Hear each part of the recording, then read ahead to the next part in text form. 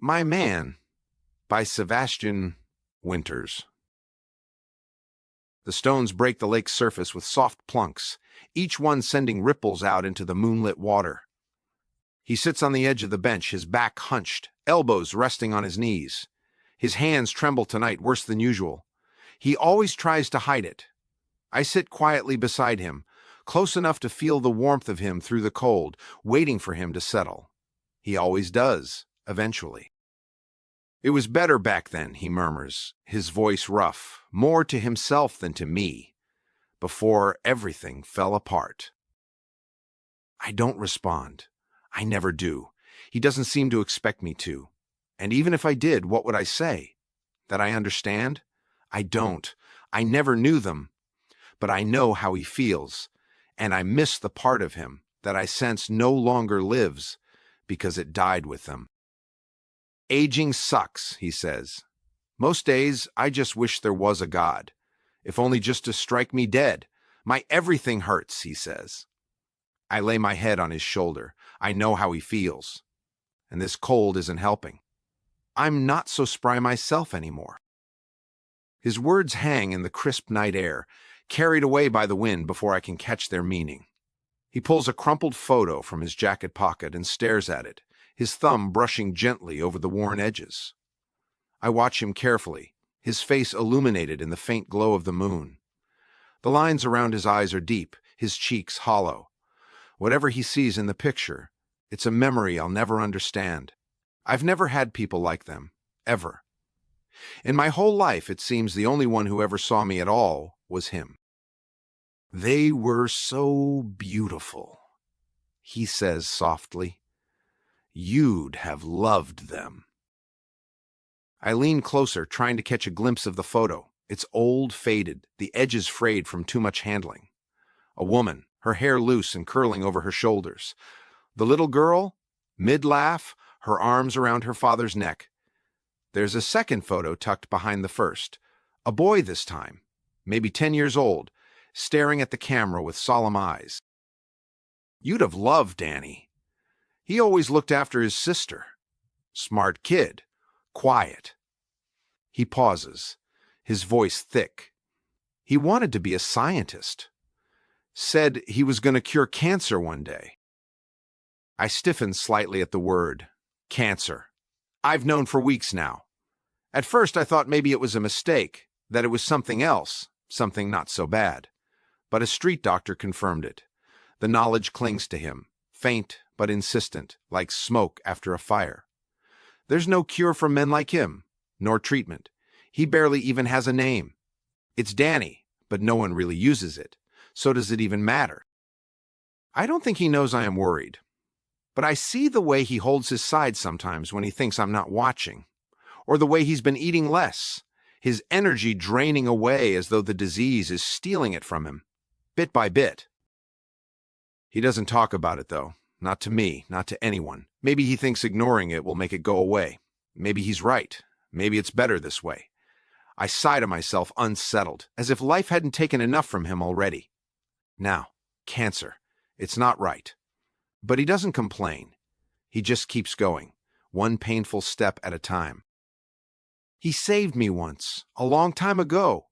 It was a hit and run, the kind of thing you never think will happen to you until it does. The driver didn't even slow down. My leg was broken, and the pain had me paralyzed, trembling in the middle of the street. And then he was there. He scooped me up like I weighed nothing, his voice steady, soothing as he carried me to safety. "You're okay," he said over and over, like a mantra. "I've got you. You're okay?" I cried in his arms all that day and into the next. He didn't seem to mind. He stayed with me through everything, the pain, the surgeries, the slow recovery. I still limp, but he never brings it up. To him, I'm just fine the way I am. That's why I stay. He saved me when no one else would. I owe him everything. There's so much I don't understand about the way others treat him, about the way they treat me. Take last week, for example. The truck pulled up fast, its tires screeching against the pavement. I felt the change in the air before I heard the slam of the doors. "Keep walking," he muttered, his voice low and steady. He didn't stop moving, his shoulders squared against the oncoming threat. The first voice came from behind us, sharp and mocking. "Hey, old man, where are you heading in such a hurry?" He didn't respond, but his pace faltered. I moved closer, staying just at his side. The second voice was louder, angrier. "I'm talking to you!" He stopped then, turning slowly to face them. His hands were up, palms out, a silent plea for peace. "I don't want any trouble," he said. Trouble came anyway. The first punch caught him off guard, knocking him to the ground. He grunted, trying to rise, but the second man was on him before he could. Their laughter was sharp, cutting through the still night like a blade. The bat came next. I'll never forget the sound it made, like someone snapping a branch in half, over and over. The wood met flesh with a sickening crack, each swing drawing a grunt or a gasp. The man didn't scream. He didn't beg. He just took it, curling around himself, his arms shielding his ribs. I tried to help, but a boot to the side of my head made quick work of that. I woke to a splitting headache and what I suspect were broken ribs. I could barely breathe. It's been a week and still it hurts to breathe, to move. They hit the shopping cart next. They upended it with a single heave, spilling its contents onto the street. Blankets, cans of food, his spare coat. It all tumbled out in a heap. One of them struck a match and tossed it onto the pile, grinning as flames licked upward. The fire roared to life fast, the heat searing even from where I lay frozen, injured, afraid, and still disoriented from that kick to my head. Smoke filled the air, acrid and choking, and beneath it all was the metallic tang of blood. By the time they drove off, there was nothing left but ash and embers. My man lay still on the ground, his breath coming in short, shallow gasps. I inched closer, pressing against him gently. His eyes opened, glassy and unfocused. He stared at the smoldering remains of the cart and let out a low, broken sound. "It's all gone," he whispered. I stayed with him, of course. I always do. It wasn't his fault. It was neither of ours. It was just cruelty for cruelty's sake. And it never seems to end. The shelter turned him away tonight. He was too drunk, his words slurred, his steps unsteady. The man at the door didn't even argue, just shook his head and waved him off. "Come on," he muttered, more to himself than to me. "We'll find somewhere else." The cold bites harder tonight than it has in weeks. The ground is frozen, the frost glittering under the faint glow of the streetlights. We settle into a quiet corner of the park, far from prying eyes.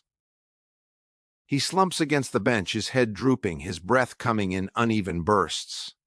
I press close, trying to share what little warmth I have. He's been hurting more since last week, his ribs tender where the bat landed. Or maybe it's the cancer. Maybe it's both. He hasn't said anything about it, but I can tell. I feel the same. My ribs still ache where the boot caught me, and the cold doesn't help. But pain doesn't matter when I'm with him. He needs me, and that's all I care about. He shifts slightly, his voice barely above a whisper. He offers me a drink of his whiskey, and when I refuse by wrinkling my nose, he laughs, deep and hoarse, like the sound surprises even him. It's not much, but it's enough to remind me of what he used to be. He turns the bottom of the bottle up above his mouth and chugs its amber liquid down in gulps. "You don't know what you're missing," he says as he finishes the bottle and settles into a deep, resounding belch. I catch a whiff of his belch on the breeze, and I'm glad I didn't take him up on his offer. Gross. "I didn't mean for it to happen," he says a while later, as if he's been talking the whole time. His words trailed off for a moment and then came back. It was an accident. Just an accident. I don't know what he means, but I can feel the weight of his guilt pressing down on him. It's always there, lingering like a shadow. "I should have stopped her," he continues, his voice cracking. I should have done more. Maybe if I'd just... He trails off again, his breathing uneven. I nuzzle closer, hoping to comfort him. His hand moves slowly, settling on me. It's warm despite the chill, the familiar weight grounding me. For a moment, his breathing steadies, the tension leaving his body. And then he speaks again, his voice soft but certain. "Good dog, Bruiser." I wag my tail and lick his hand. For just a moment, the world feels whole again. His breathing slows, steady and calm. He finds sleep, or maybe it finds him. For now, though, at least he's at peace. I press closer, keeping him warm, and close my eyes too. We'll face the cold together, as we do everything else. He's so brave.